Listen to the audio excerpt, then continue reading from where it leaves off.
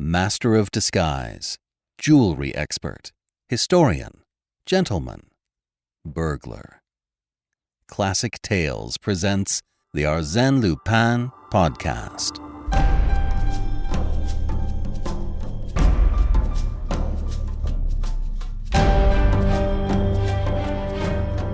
Welcome to the Arsène Lupin Podcast. You know what we need? A weekly podcast that showcases great classic authors, unabridged as the authors intended. What if it was produced by an award-winning audiobook narrator? Now that would really be something. If you've been hankering for this, you're in luck. Join me, BJ Harrison, every week on the Classic Tales podcast. You can plunder with pirates, solve a crime with Hercule Poirot, or visit the 100 Acre Wood. Designed to make classic literature less intimidating and praised by listeners and critics alike, the Classic Tales podcast is sure to bring home the bacon. Join the adventure and subscribe to the Classic Tales podcast by going to classictalesaudiobooks.com. In 1905, Maurice Leblanc introduced his gentleman burglar in the story L'arrestation d'Arsène Lupin. Shortly thereafter, the stories were collected as one single volume, now released episodically through this podcast. And now, Chapter 1 of 9, The Arrest of Arsène Lupin.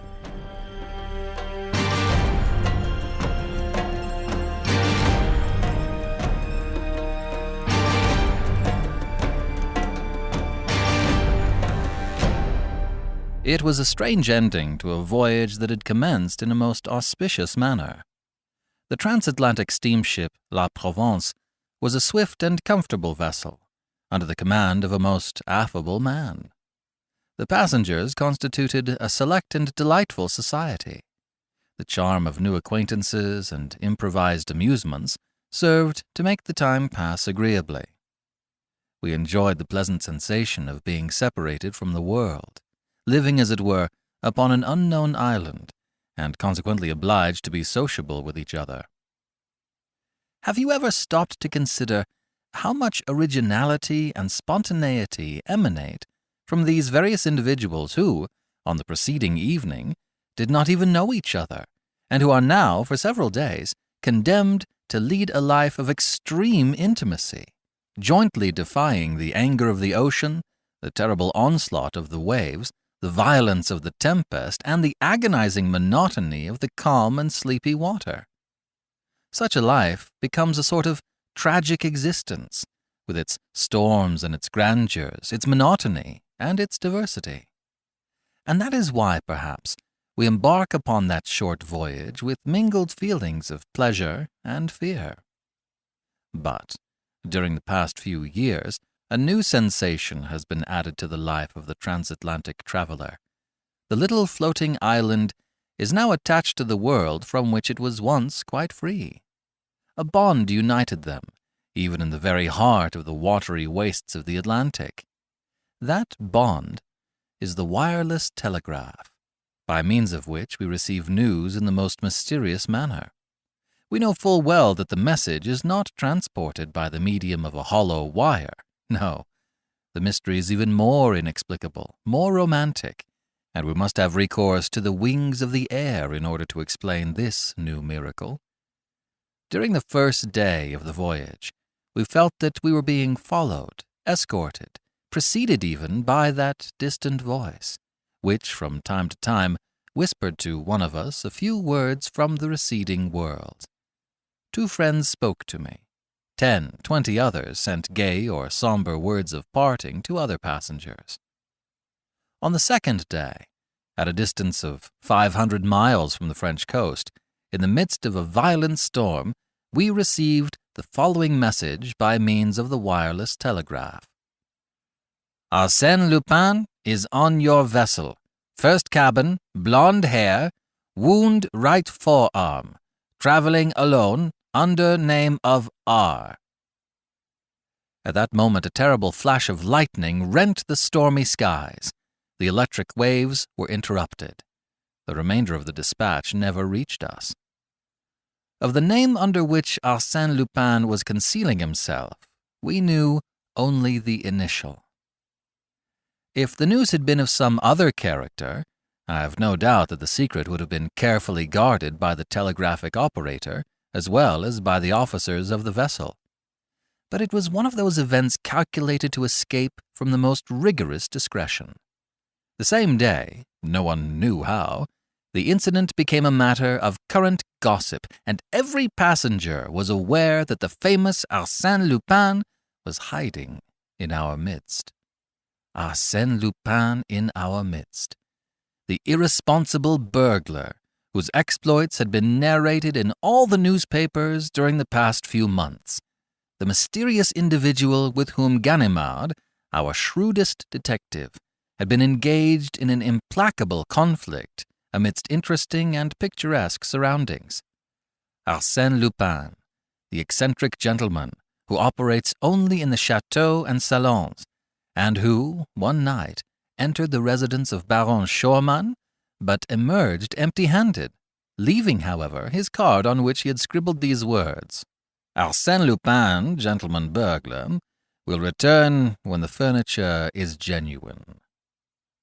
Arsène Lupin, the man of 1,000 disguises, in turn a chauffeur, detective, bookmaker, Russian physician, Spanish bullfighter, commercial traveler, robust youth, or decrepit old man. Then consider this startling situation. Arsène Lupin was wandering about within the limited bounds of a transatlantic steamer, in that very small corner of the world, in that dining saloon, in that smoking room, in that music room. Arsène Lupin was perhaps this gentleman, or that one, my neighbor at the table, the sharer of my stateroom. "And this condition of affairs will last for 5 days?" exclaimed Miss Nellie Underdown next morning. "It is unbearable. I hope he will be arrested." Then, addressing me, she added, "And you, Monsieur d'Andrézy, you are on intimate terms with the captain. Surely you know something?" I should have been delighted had I possessed any information that would interest Miss Nellie. She was one of those magnificent creatures who inevitably attract attention in every assembly. Wealth and beauty form an irresistible combination, and Nellie possessed both. Educated in Paris under the care of a French mother, she was now going to visit her father, the millionaire Underdown of Chicago. She was accompanied by one of her friends, Lady Gerland. At first, I had decided to open a flirtation with her, but in the rapidly growing intimacy of the voyage, I was soon impressed by her charming manner, and my feelings became too deep and reverential for a mere flirtation. Moreover, she accepted my attentions with a certain degree of favor.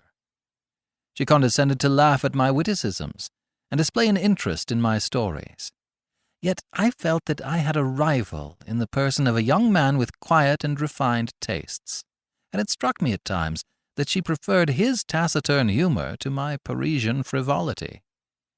He formed one in the circle of admirers that surrounded Miss Nellie at the time she addressed to me the foregoing question. We were all comfortably seated in our deck chairs. The storm of the preceding evening had cleared the sky. The weather was now delightful. "I have no definite knowledge, mademoiselle," I replied. "But cannot we ourselves investigate the mystery quite as well as the detective Ganimard, the personal enemy of Arsène Lupin?" Oh, you are progressing very fast, monsieur." "Not at all, mademoiselle. In the first place, let me ask, do you find the problem a complicated one?" "Very complicated." "Have you forgotten the key we hold for the solution to the problem?" "What key?" "In the first place, Lupin calls himself Monsieur R." "Rather vague information," she replied. "Secondly, he is traveling alone." "Does that help you?" she asked. "Thirdly, he is blonde." "Well?" "Then we have only to peruse the passenger list and proceed by process of elimination." I had that list in my pocket. I took it out and glanced through it. Then I remarked, "I find that there are only 13 men on the passenger list whose names begin with the letter R." "Only 13? "Yes, in the first cabin, and of those 13, I find that 9 of them are accompanied by women, children, or servants. That leaves only 4 who are traveling alone. First, the Marquis de Raverdan." "Secretary of the American ambassador," interrupted Miss Nelly. "I know him." "Major Rawson," I continued. "He is my uncle," someone said. "Monsieur Revolta." "Here," exclaimed an Italian, whose face was concealed beneath a heavy black beard. Miss Nelly burst into laughter and exclaimed, "That gentleman can scarcely be called a blonde." "Very well, then," I said. "We are forced to the conclusion that the guilty party is the last one on the list." "What is his name?" "Monsieur Rozaine. Does anyone know him?" No one answered. But Miss Nelly turned to the taciturn young man, whose attentions to her had annoyed me, and said, "Well, Monsieur Rozaine, why do you not answer?" All eyes were now turned upon him. He was a blonde. I must confess that I myself felt a shock of surprise, and the profound silence that followed her question indicated that the others present also viewed the situation with a feeling of sudden alarm. However, the idea was an absurd one, because the gentleman in question presented an air of the most perfect innocence. "Why do I not answer?" he said. "Because, considering my name, my position as a solitary traveller, and the colour of my hair, I have already reached the same conclusion, and now think that I should be arrested." He presented a strange appearance as he uttered these words. His thin lips were drawn closer than usual, and his face was ghastly pale, whilst his eyes were streaked with blood. Of course he was joking, yet his appearance and attitude impressed us strangely. "But you have not the wound," said Miss Nelly naively. "That is true," he replied. "I lack the wound." Then he pulled up his sleeve, removing his cuff, and showed us his arm. But that action did not deceive me. He had shown us his left arm, and I was on the point of calling his attention to the fact when another incident diverted our attention. Lady Gerland, Miss Nelly's friend, came running towards us in a state of great excitement, exclaiming, "My jewels, my pearls! Someone has stolen them all!" No, they were not all gone, as we soon found out. The thief had taken only part of them, a very curious thing. Of the diamond sunbursts, jeweled pendants, bracelets, and necklaces, the thief had taken not the largest, but the finest and most valuable stones. The mountings were lying upon the table. I saw them there, despoiled of their jewels, like flowers from which the beautiful colored petals had been ruthlessly plucked. And this theft must have been committed at the time Lady Gerland was taking her tea, in broad daylight, in a stateroom opening on a much-frequented corridor. Moreover, the thief had been obliged to force open the door of the stateroom, search for the jewel case, which was hidden at the bottom of a hat-box, open it, select his booty, and remove it from the mountings. Of course, all the passengers instantly reached the same conclusion. It was the work of Arsène Lupin. That day, at the dinner table, the seats to the right and left of Rozaine remained vacant, and during the evening it was rumored that the captain had placed him under arrest, which information produced a feeling of safety and relief. We breathed once more. That evening we resumed our games and dances. Miss Nelly especially displayed a spirit of thoughtless gaiety, which convinced me that if Rozaine's attentions had been agreeable to her in the beginning, she had already forgotten them. Her charm and good humor completed my conquest. At midnight, under a bright moon, I declared my devotion with an ardor that did not seem to displease her. But next day, to our general amazement, Rozaine was at liberty. We learned that the evidence against him was not sufficient. He had produced documents that were perfectly regular, which showed that he was the son of a wealthy merchant of Bordeaux. Besides, his arms did not bear the slightest trace of a wound. "Documents, certificates of birth," exclaimed the enemies of Rozaine. "Of course, Arsène Lupin will furnish you as many as you desire. As to the wound, he never had it, or he has removed it." Then it was proven that, at the time of the theft, Rozaine was promenading on the deck. To which fact his enemies replied that a man like Arsène Lupin could commit a crime without being actually present. And then, apart from all other circumstances, there remained one point which even the most skeptical could not answer. Who except Rozaine was traveling alone, was a blonde, and bore a name beginning with R? To whom did the telegram point, if it were not Rozaine? And when Rozaine, a few minutes before breakfast, came boldly toward our group, Miss Nelly and Lady Gerlon arose and walked away. An hour later, a manuscript circular was passed from hand to hand amongst the sailors, the stewards, and the passengers of all classes. It announced that Monsieur Louis Rozaine offered a reward of 10,000 francs for the discovery of Arsène Lupin or other person in possession of the stolen jewels. "And if no one assists me, I will unmask the scoundrel myself," declared Rozaine. Rozaine against Arsène Lupin. Or rather, according to current opinion, Arsène Lupin himself against Arsène Lupin. The contest promised to be interesting. Nothing developed during the next 2 days. We saw Rozaine wandering about day and night, searching, questioning, investigating. The captain also displayed commendable activity.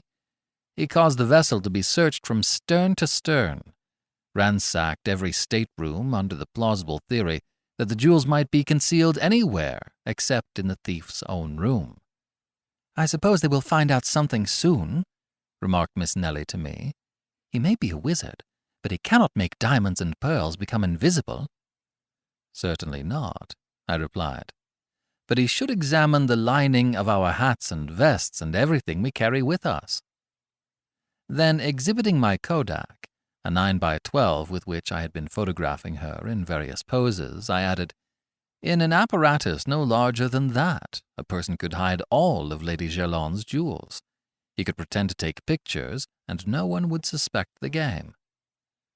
"But I have heard it said that every thief leaves some clue behind him." "That may be generally true," I replied. "But there is one exception. Arsène Lupin." "Why?" "Because he concentrates his thoughts not only on the theft, but on all the circumstances connected with it that could serve as a clue to his identity." "A few days ago you were more confident." "Yes, but since I have seen him at work." "And what do you think about it now?" she asked. "Well, in my opinion, we are wasting our time." And as a matter of fact, the investigation had produced no result. But in the meantime, the captain's watch had been stolen. He was furious. He quickened his efforts and watched Rozaine more closely than before. But on the following day, the watch was found in the second officer's collar box. This incident caused considerable astonishment and displayed the humorous side of Arsène Lupin, burglar though he was, but dilettante as well. He combined business with pleasure. He reminded us of the author who almost died in a fit of laughter provoked by his own play. Certainly he was an artist in his particular line of work, and whenever I saw Rozaine, gloomy and reserved, and thought of the double role that he was playing, I accorded him a certain measure of admiration. On the following evening, the officer on deck duty heard groans emanating from the darkest corner of the ship. He approached and found a man lying there, his head enveloped in a thick grey scarf and his hands tied together with a heavy cord. It was Rozaine. He had been assaulted, thrown down, and robbed. A card, pinned to his coat, bore these words: "Arsène Lupin accepts with pleasure the 10,000 francs offered by Monsieur Rozaine." As a matter of fact, the stolen pocketbook contained 20,000 francs. Of course, some accused the unfortunate man of having simulated this attack on himself, but apart from the fact that he could not have bound himself in that manner, it was established that the writing on the card was entirely different from that of Rozaine, but on the contrary resembled the handwriting of Arsène Lupin as it was reproduced in an old newspaper found on board. Thus it appeared that Rozaine was not Arsène Lupin, but was Rozaine, the son of a Bordeaux merchant. And the presence of Arsène Lupin was once more affirmed, and that in a most alarming manner. Such was the state of terror amongst the passengers that none would remain alone in a stateroom or wander singly in unfrequented parts of the vessel. We clung together as a matter of safety. And yet the most intimate acquaintances were estranged by a mutual feeling of distrust. Arsène Lupin was now anybody and everybody. Our excited imaginations attributed to him miraculous and unlimited power. We supposed him capable of assuming the most unexpected disguises, of being, by turns, the highly respectable Major Rawson, or the noble Marquis de Raverdan, or even, for we no longer stopped with the accusing letter of R, or even such or such a person well known to all of us and having wife, children, and servants. The first wireless dispatches from America brought no news. At least the captain did not communicate any to us. The silence was not reassuring. Our last day on the steamer seemed interminable. We lived in constant fear of some disaster. This time it would not be a simple theft or a comparatively harmless assault. It would be a crime, a murder.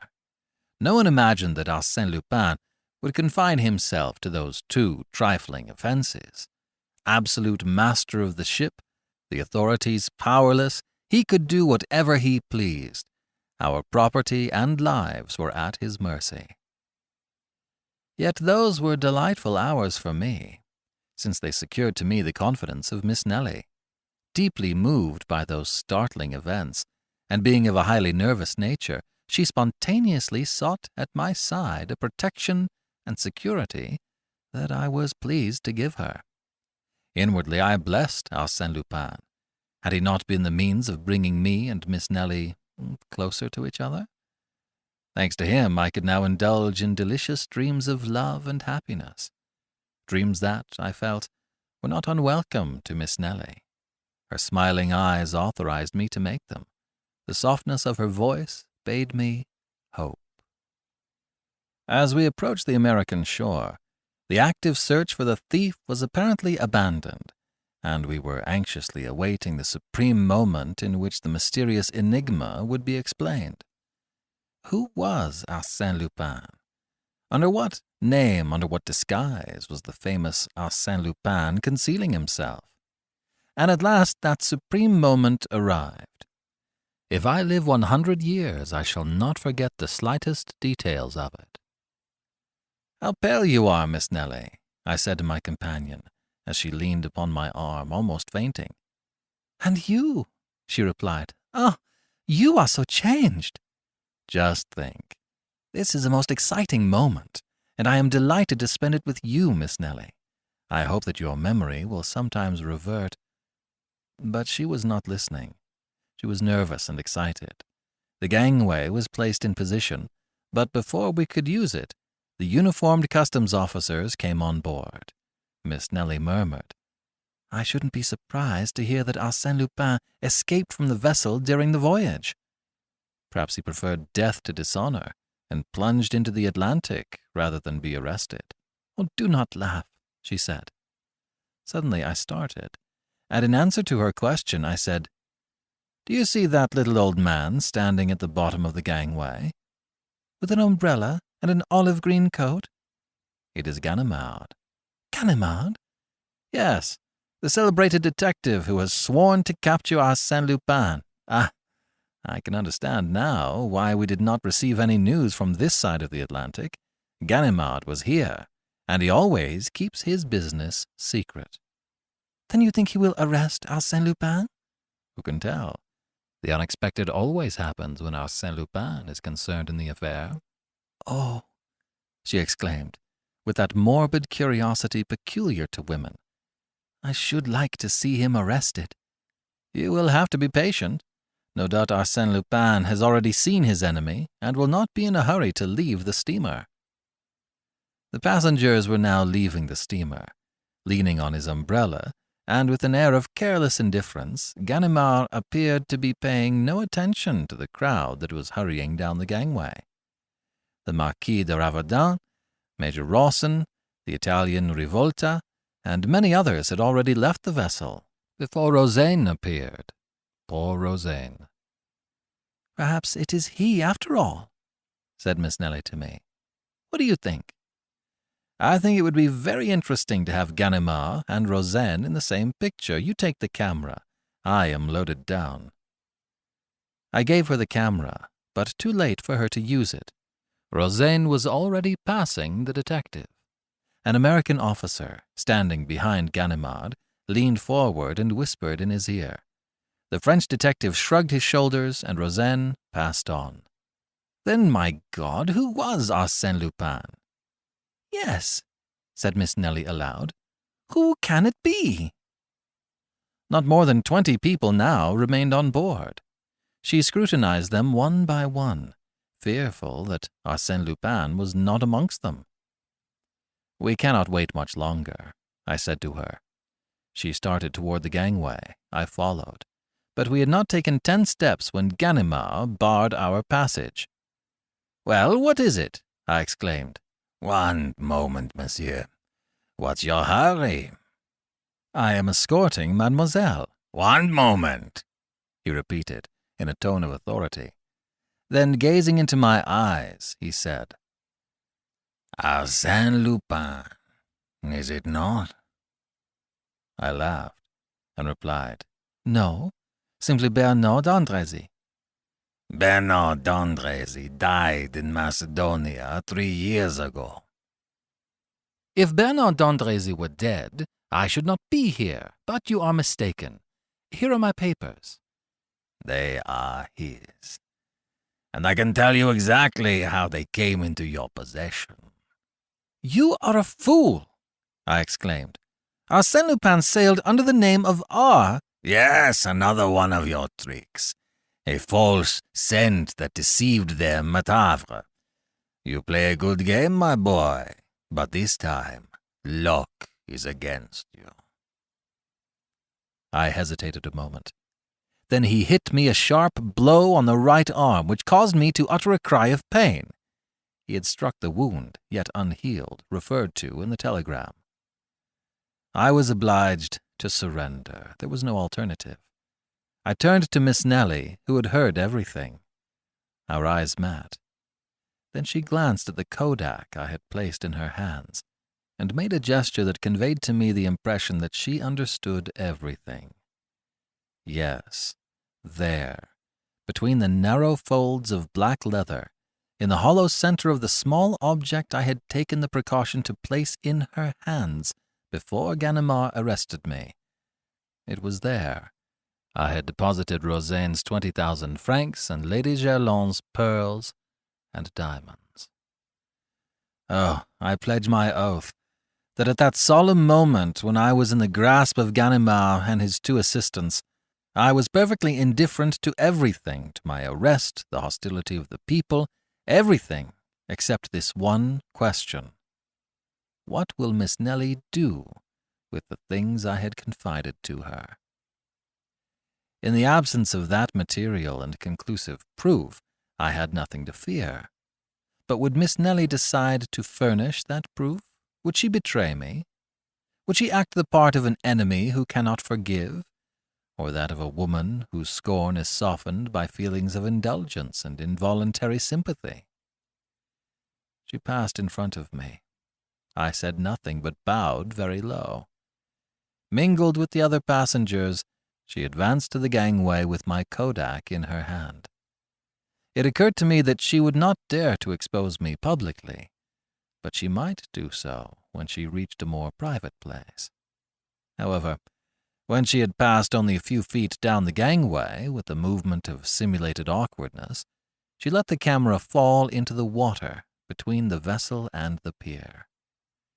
Then she walked down the gangway and was quickly lost to sight in the crowd.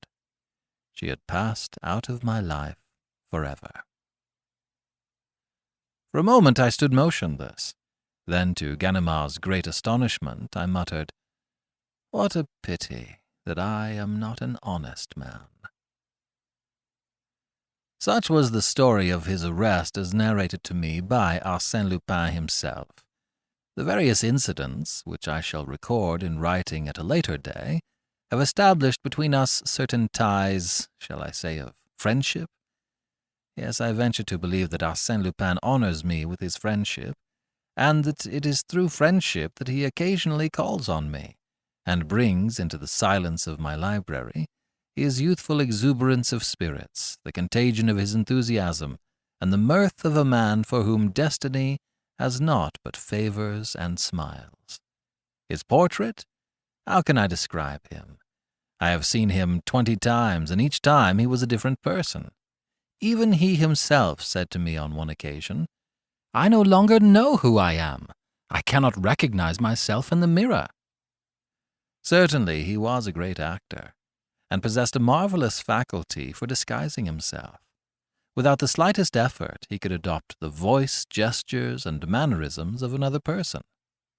"Why," said he, "why should I retain a definite form and feature? Why not avoid the danger of a personality that is ever the same? My actions will serve to identify me." Then he added with a touch of pride, "So much the better if no one can ever say with absolute certainty, 'There is Arsène Lupin.' The essential point is that the public may be able to refer to my work and say, without fear of mistake, 'Arsène Lupin did that.'"